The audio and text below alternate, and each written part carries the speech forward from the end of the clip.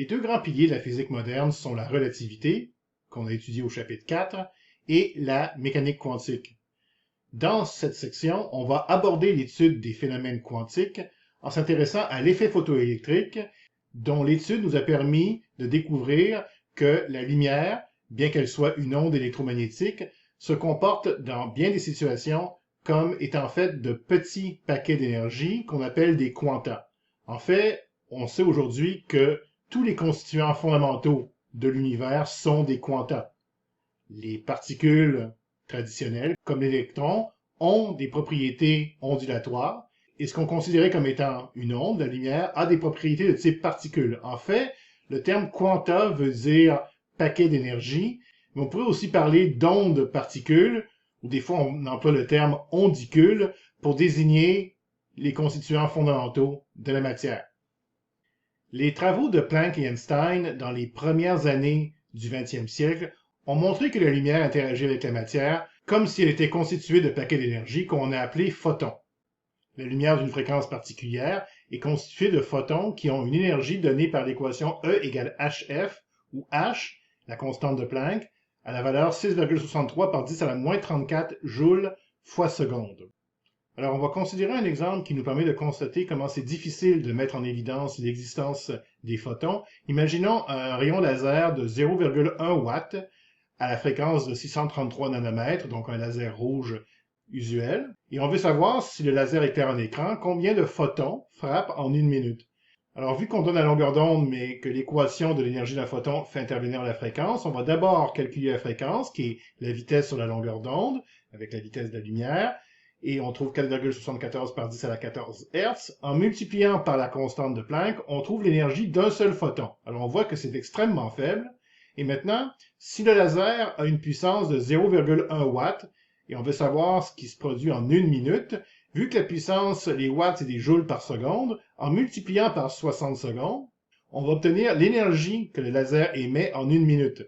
Alors, ça donne 6 joules. Et maintenant, si on veut savoir combien il y a de photons dans 6 joules, on peut tout simplement diviser l'énergie du laser par l'énergie d'un seul photon. Et on obtient un nombre très grand, 1,91 par 10 à la 19, ce qui fait que lorsqu'on envoie un rayon laser sur un écran, on ne voit pas des impacts individuels, on voit une seule tache lumineuse qui nous paraît constante. C'est très difficile de mettre en évidence l'existence des photons individuels. En fait, l'œil humain n'est pas assez sensible pour voir les photons individuellement. Il faut que plusieurs dizaines de photons pénètrent dans l'œil et frappent la même région localisée de la rétine pour qu'on puisse voir quoi que ce soit. Donc, on peut se demander comment on a fait pour mettre en évidence l'existence des photons. Alors, justement, c'est par l'entremise de l'effet photoélectrique. On avait remarqué que lorsqu'on envoie de la lumière sur certains types de matériaux, en particulier des métaux, et que la fréquence de la lumière est assez élevée, on a éjection d'électrons.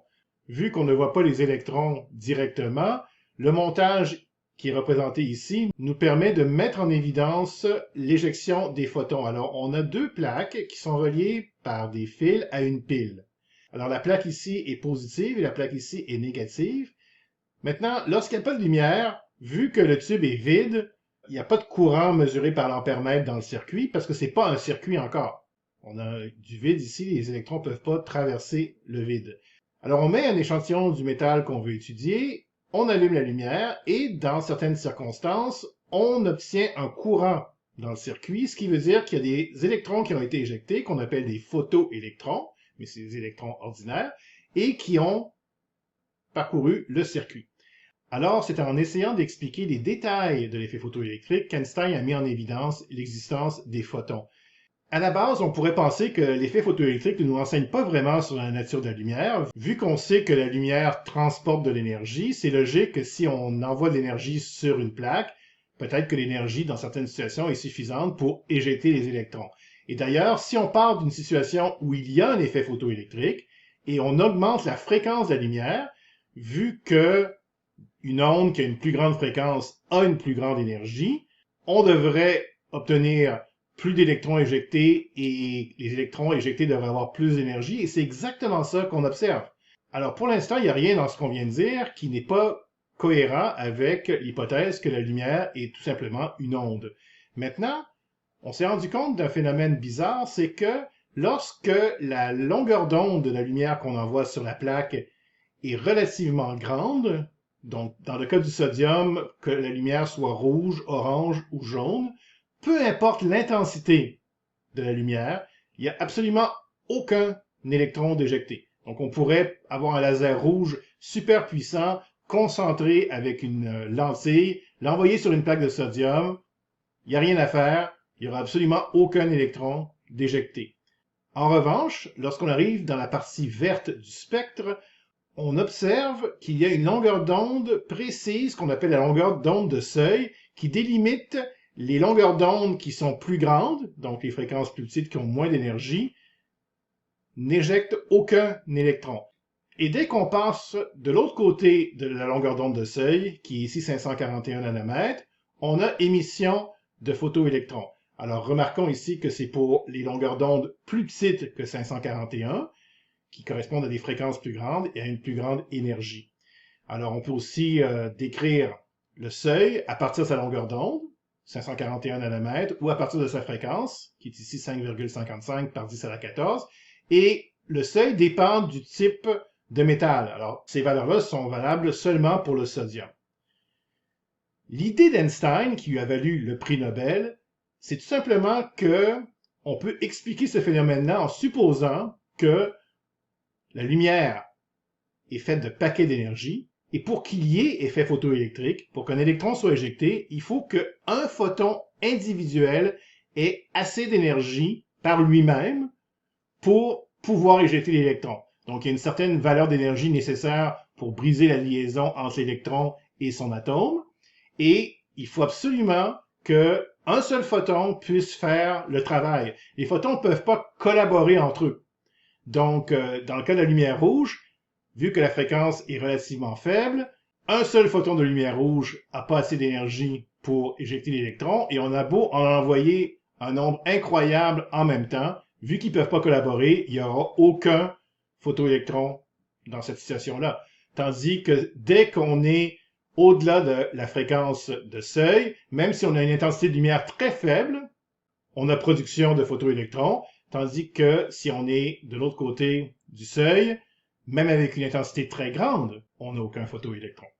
On vient de dire que pour avoir un effet photoélectrique, il faut que le photon ait assez d'énergie pour briser la liaison entre l'électron et son atome. Alors, l'énergie nécessaire, on va l'appeler le travail d'extraction, on va le noter par la lettre phi, et c'est le travail minimal qui est nécessaire pour éjecter un électron de la plaque. On parle bien de travail minimal parce que tous les électrons ne sont pas égaux. Il y a des électrons qui sont plus fortement liés à leur atome que d'autres, et aussi il y a des électrons qui se retrouvent plus profondément dans le métal, qui sont plus difficiles à éjecter. Mais le travail minimum des électrons qui sont les moins liés à leur atome et qui sont sur la dernière couche de la plaque vaut une certaine valeur qui varie d'un métal à l'autre. Le sodium est un bon exemple à utiliser dans l'effet photoélectrique parce que c'est celui qui a le travail d'extraction le plus petit. Donc, c'est plus facile de mettre en évidence l'effet photoélectrique en lumière visible. Pour les autres métaux, en général, il faut aller dans l'ultraviolet pour éjecter des électrons.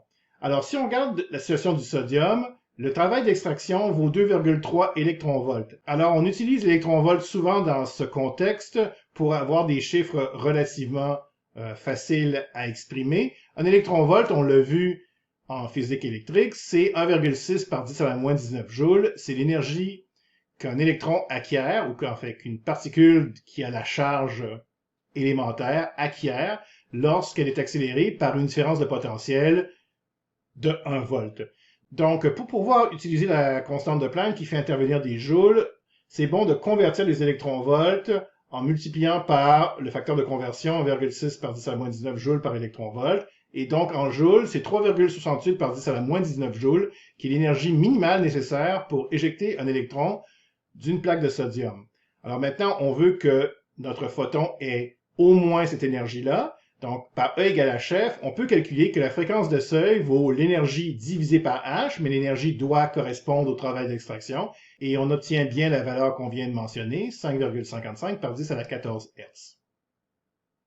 Regardons un exemple qui nous permet de mettre en pratique ce qu'on vient de voir. Donc, on dit qu'on éclaire une plaque de cuivre, on nous donne la valeur du travail d'extraction, 4,7 électronvolts, avec de la lumière ultraviolette à 200 nanomètres. Et on veut savoir le module de la vitesse maximale des électrons éjectés.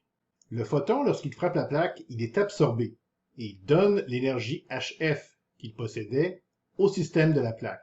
Maintenant, s'il a réussi à éjecter un électron, une partie de cette énergie a servi à justement briser le lien entre l'électron et son atome. Donc l'énergie qui reste, c'est HF moins phi.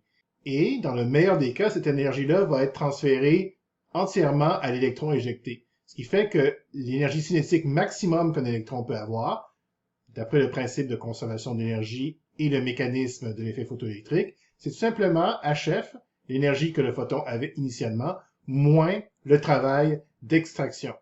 En fait, la plupart des électrons vont avoir moins d'énergie que cette valeur maximum, parce que dans certains cas, une partie d'énergie s'en va sous forme de chaleur dans la plaque, et dans d'autres cas, l'électron éjecté était plus fortement lié que les électrons les moins liés, donc il y a encore plus d'énergie que phi qui a été dépensée pour éjecter l'électron.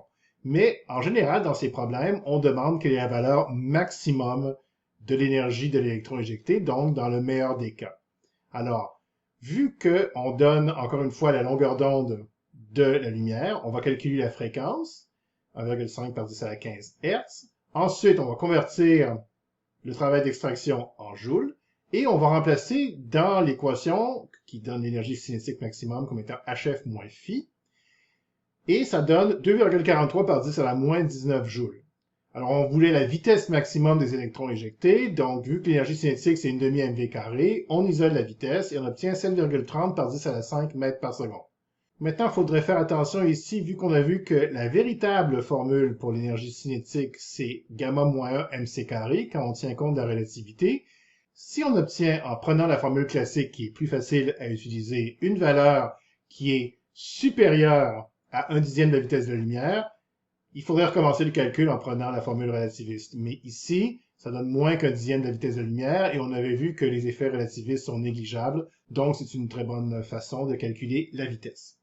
Maintenant, dans cette situation, on ne voit pas les électrons directement. Ce serait bien de pouvoir confirmer expérimentalement que l'énergie qu'on vient d'obtenir, 2,43 par 10 à la moins 19 joules, c'est réellement l'énergie maximale des électrons. Donc, si on convertit cette énergie en électronvolts avec le facteur de conversion, ça donne 1,52 électronvolts, et on peut mettre cette valeur en évidence expérimentalement en modifiant légèrement le montage, en inversant la pile, pour que maintenant le côté plus soit ici, le côté moins soit là, donc que la plaque vers laquelle les électrons s'en viennent soit chargée négativement.